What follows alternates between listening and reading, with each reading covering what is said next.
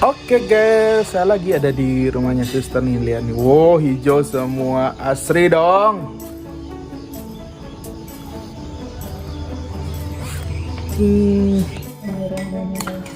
Oke, selamat pagi. Kita lagi berada di komunitas SYMY. Ya, oke suster. Jadi seperti biasa kita punya sarapan. Oke, tentunya sarapan ini dibuat dari bahan-bahan pilihan. Ya, kita selalu memilih sesuatu pasti yang paling baik gitulah ya. Asik. Terus Sambal. ada apa? Sambal. Ini Ada tahu goreng. ada telur, telur, Dadar, ada mie goreng, ada ikan yang disuir-suir. Jadi tinggal milih. Jadi khas Manado guys. Jadi sudah pasti nuansanya nuansa pedas.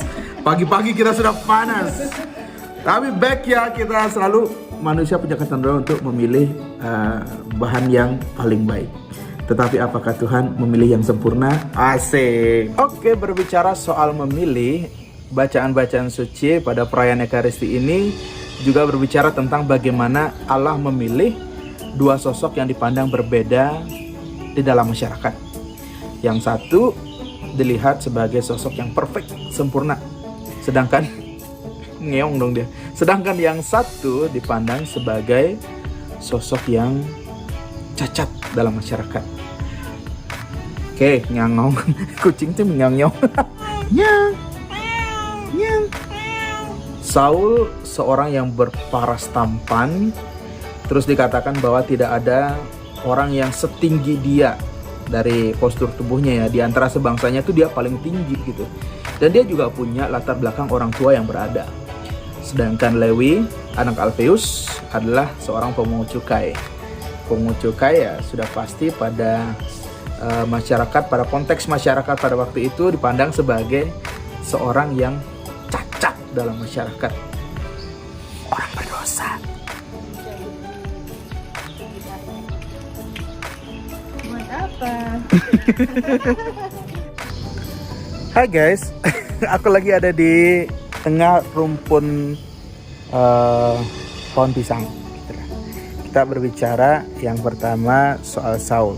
Kalau kita mendengar kata Saul, kebanyakan orang langsung pikir ini raja nggak bagus ini raja yang tidak baik gitu. Tapi sebenarnya reputasi Saul itu menjadi hancur ketika ia mulai iri hati, jealous sama Daud gitu. I'm jealous of the way, asik, kurang lebih begitu ya.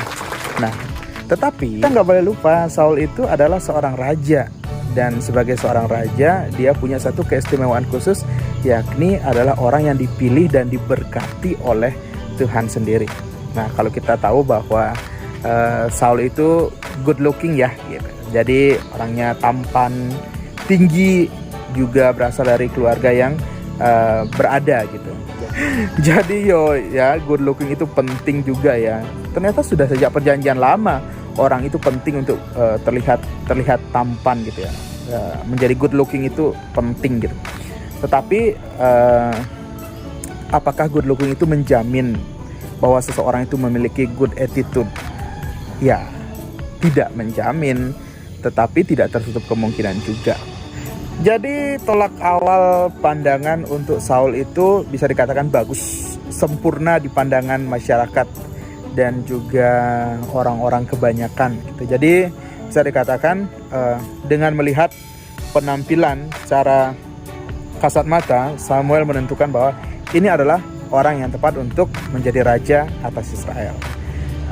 Jadi kemudian Saul diurapi menjadi raja.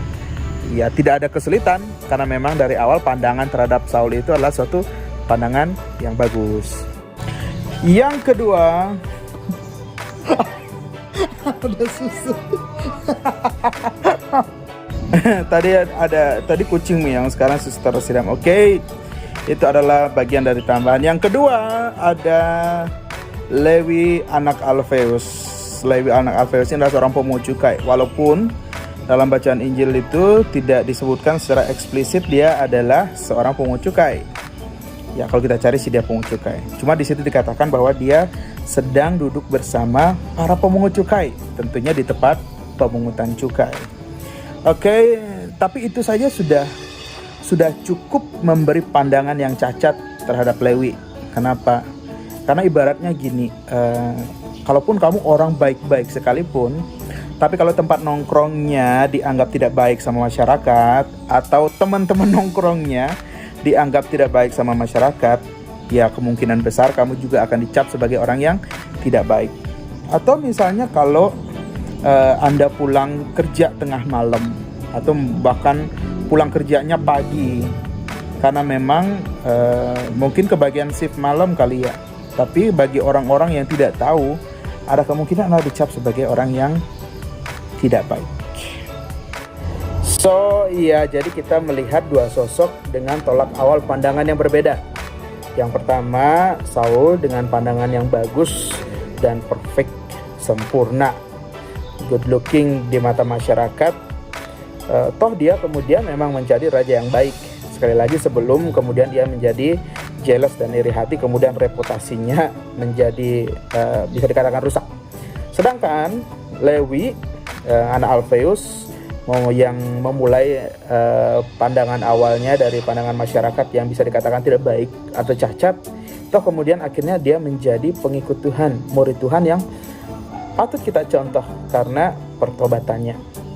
Jadi jawaban dari pertanyaan apakah Allah memilih yang sempurna, jawabannya tentu tidak.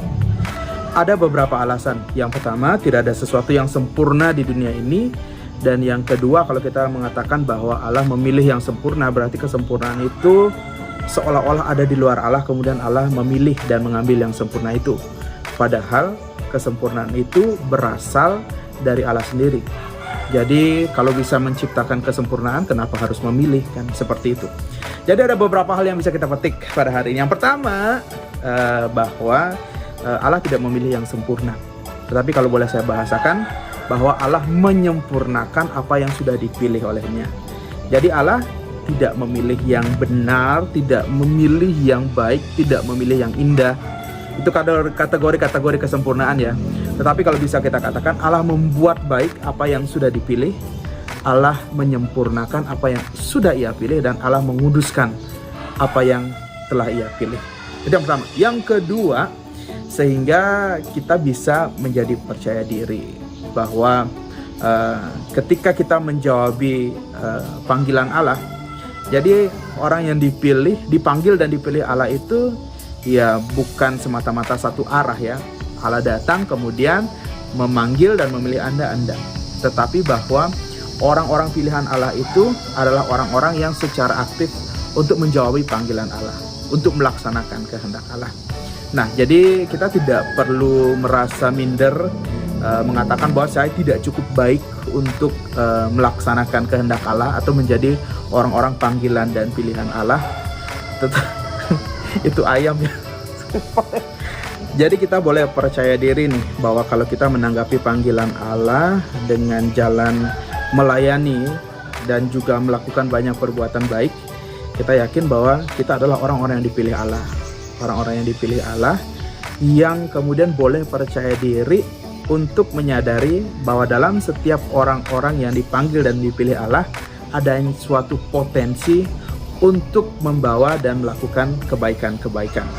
Jadi jangan takut, karena Allah yang memanggil, Allah yang memilih, Allah pula yang akan menjadikan segala sesuatunya baik.